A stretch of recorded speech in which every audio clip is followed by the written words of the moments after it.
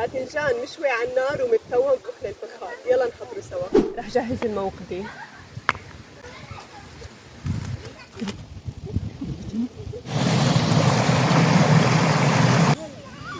حطينا الباذنجانات على النار وهلا شو منقلون؟ روحوا.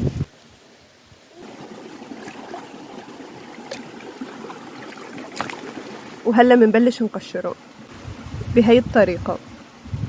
قلي حامي مننزل عليه زيت، 5 حبات ثوم، وهلا مننزل الباذنجان المقشر. يا إلهي. ننزل عليهم فليفلة خضراء ورشة فليفلة حمراء، رشة ملح. المنظر والصوت والريحة يا إلهي. طبعا وهيك صاروا جاهزين. وهيك بيكون فيديو اليوم خلص. إذا حبيتوا الفيديو لا تنسوا تعملوا فولو وتحطوا لايك وتكتبوا لي رأيكم كتير. باي.